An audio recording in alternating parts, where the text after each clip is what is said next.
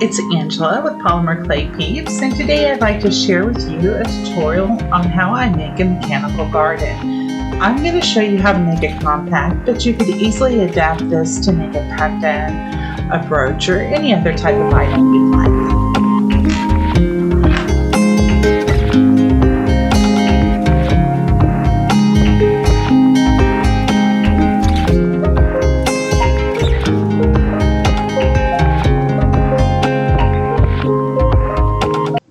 Here are the clay amounts we're going to need today: a 2.5-inch square piece of black, a little ball of black, and then smaller amounts of the metallic colors. The first thing that we'll do is prepare the background for the piece. So take your 2.5-inch squared black clay and smooth it down with a piece of paper or Kleenex or even a cloth. We're just wanting to get rid of the shine and give it a matte finish.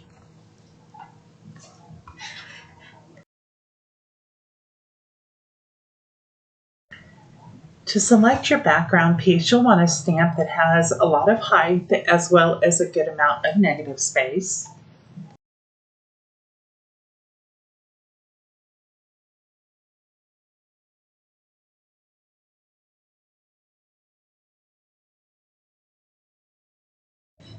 I'm using fast drying pigment ink for this stage, but you could use any kind of acrylic paint. You could also silk screen an item on with acrylic paint, micas, or pan pastels. If you do use mica or pan pastel, make sure that you burnish it very well after you apply it. That way you don't get any distortion in the background as you continue to work the piece.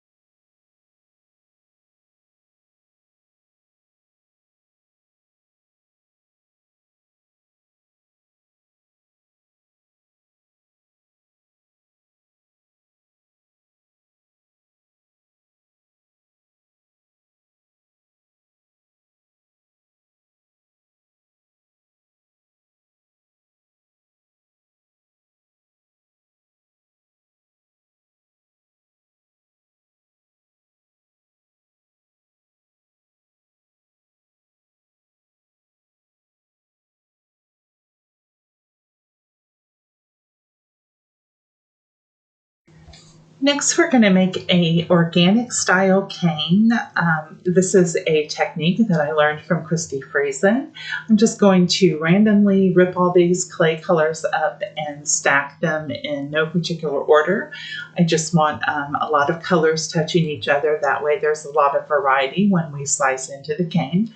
So I'm going to rip them up. I'm going to put it into a sheet and run it through the pasta machine. I'm running it through on a setting number 3, so it's a medium setting on my machine. So just tear your clay randomly, and you just want to make a stack that has all the different little colors mixed throughout it. Run it through your machine once. Then you're going to rip it apart again, restack it, and run it back through the machine a second time. That will be your final time through the pasta machine. If you're using very small amounts, you might find that once is enough, and twice might start a distortion instead of a nice clean layer.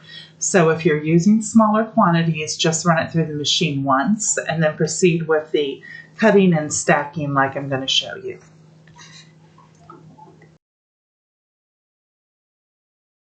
Now I'm going to fold it in half, pressing all the air out, and then I'm going to cut it in half again.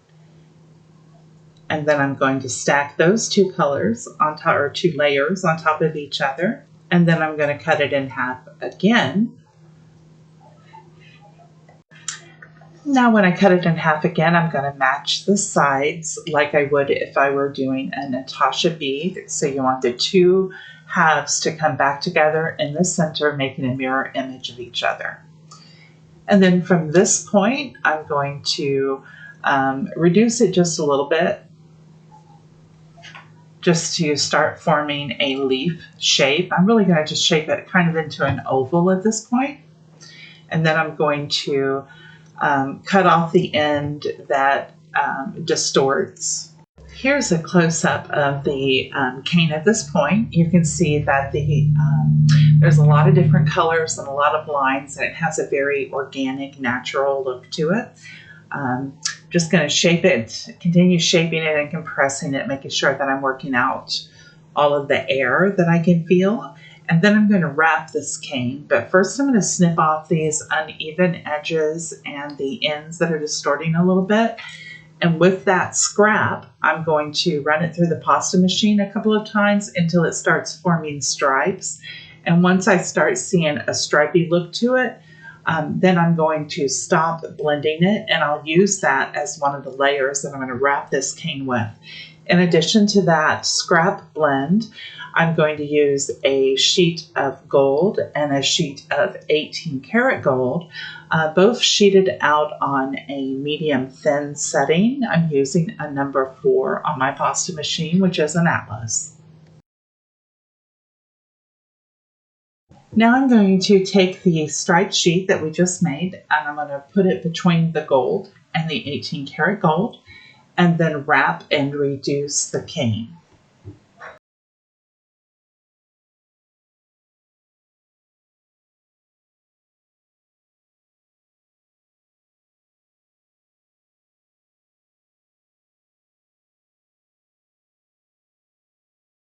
Reduce the cane to an appropriate size and slice off several leaves.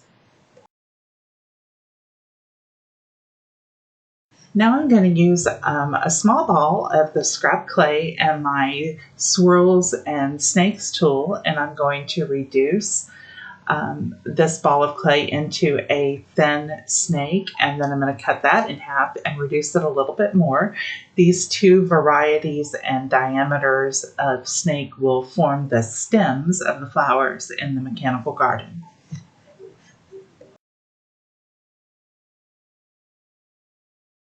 This is a pretty small project. You don't need a lot of any of the elements at all.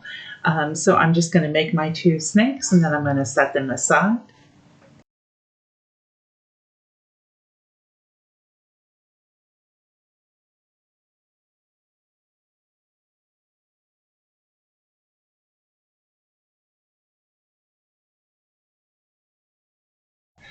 Now take your 2-inch cutter and decide where in your 2.5-inch square you want to cut out. Once that's optimized, go ahead and cut out your circle and remove the excess clay.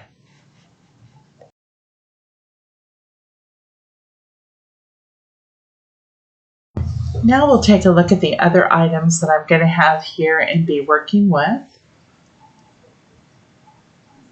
Bacon Bond,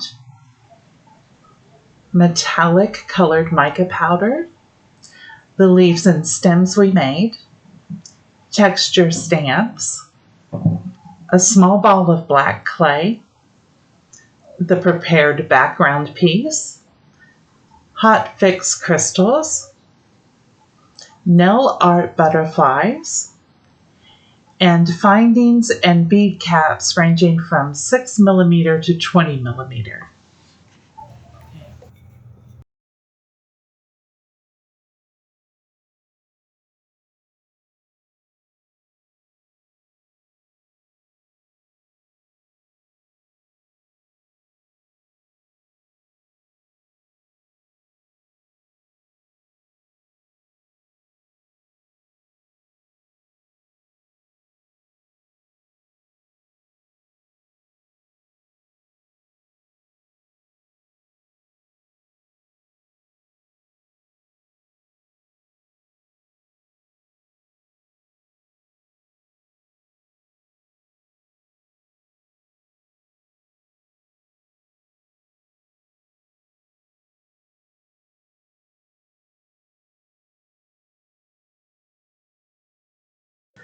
I'll use bead caps a bit differently today.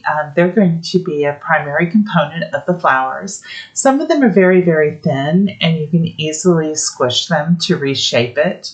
Once flattened, you'll see that a lot of different designs could easily be seen as flowers with a little imagination. So I'm going to decide where I want to set the biggest finding that I'm going to use today, and that's going to be this one, which is 16 millimeters wide. I'm going to use that as a center point. So I'm going to put a little bit of polymer clay on the back side of it, and I'm going to push that through the hole so I have connection of clay on both sides. And once I have that filled, I'm going to attach it where I'm going to start my design. And I'm just going to work organically and just build it however feels natural. I'm always going to put clay on the back of the finding as well as sometimes on top of it if I'm adding another layer. The background is still raw clay that has not been cured yet. So I'm just using the clay to make sure that I have connection so the metal is secured to the clay and won't pop off of it once it's cured. If I ever get to the point where I don't have clay touching raw uncured clay, then I'll add a drop of the bacon bond just to help reinforce it. So now I'll just start adding other elements of interest, and I'll add the stems and the leaves and fill out the design. I'm going to start applying the stems, putting a little curvature in them and aligning the angle on the bottom of the stem with the curvature of the circle.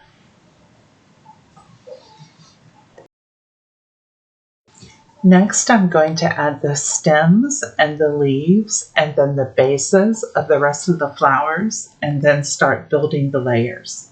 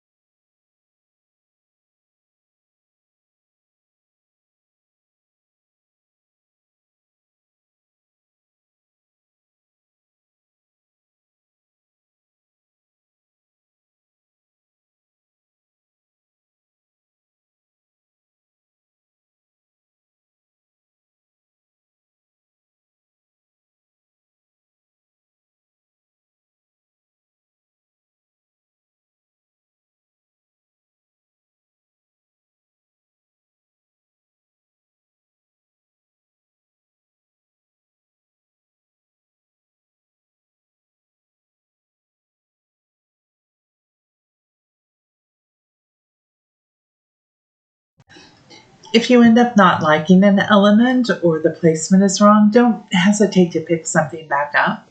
Just smooth the surface back with your piece of paper by burnishing it again before you move on and bake it.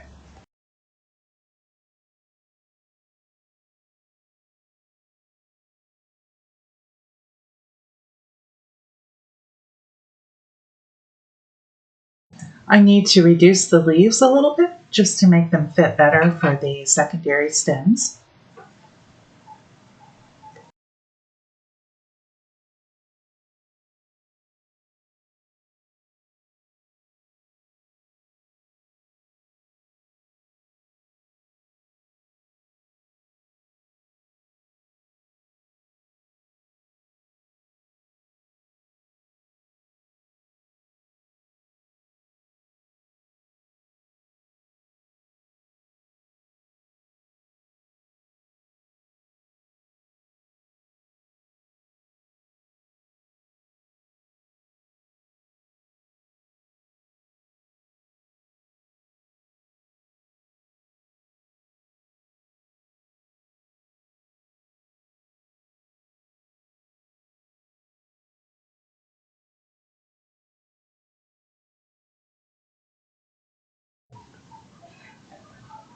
Now that I have the basic layout, I'm going to go ahead and start building up the flowers. Each flower will have a base finding or bead cap, and then one more on top of that. And then I like to finish with a crystal.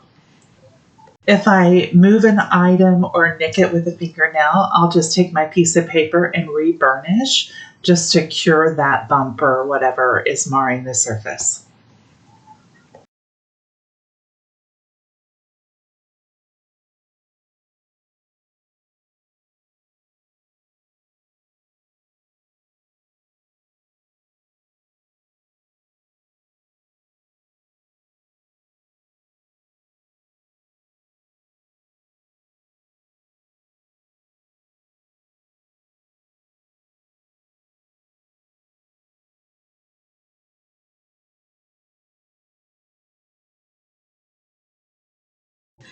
This stem is going to be a little long to put another little flower in there, and I do want to put another one in there, so I'm going to trim it carefully so I don't mar the background.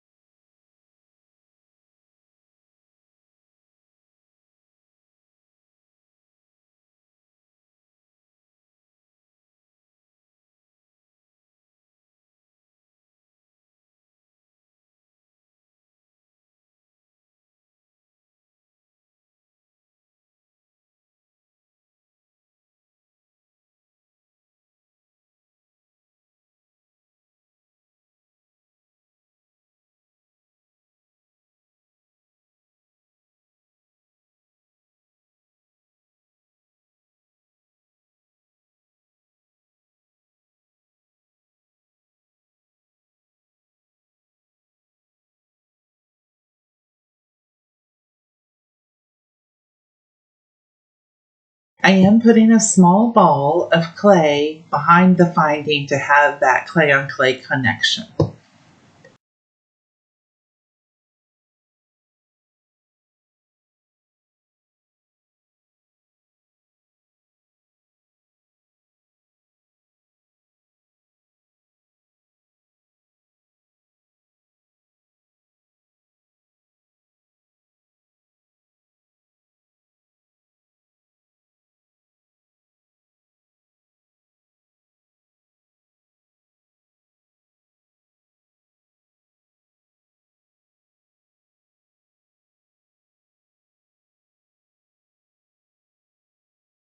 The smaller bead caps can be a little bit fiddly, but I am also putting black polymer clay behind them just to ensure I've got clay on clay contact throughout the flower.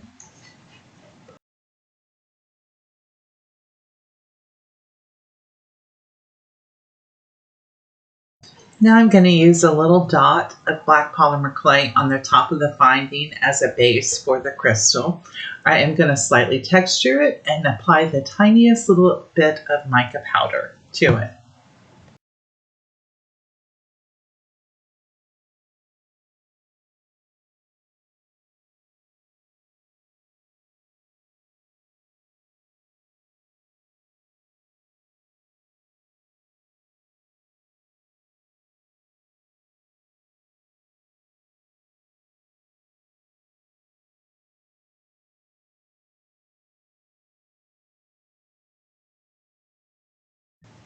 I'll put little dots in the rest of the flower centers, and then I'll apply the hot fix crystal to each center, but I am going to press it deeply into the clay.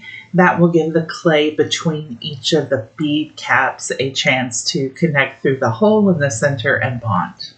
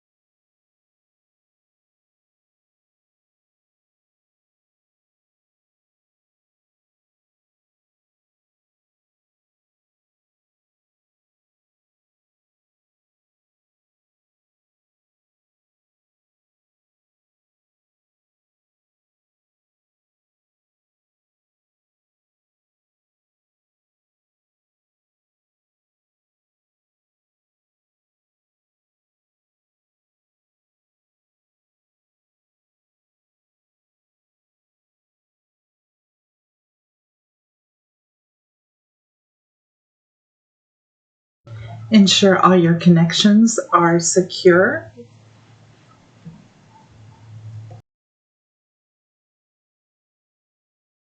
And now I'm going to add a couple of little butterflies to give it that finishing little flower feel.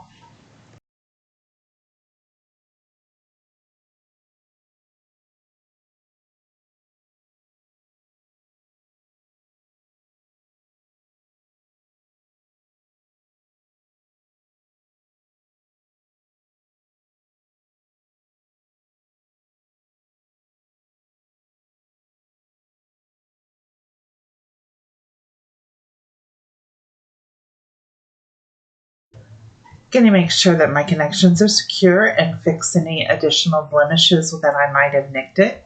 Then I'm going to bake it for 1 hour. After it's cooled, I'm going to apply deep shine to the stems and to the leaves just for a little pop. Then I'll glue it to my compact with liquid fusion glue. I hope you've enjoyed the tutorial, and I'm looking forward to seeing your version. Bye for now.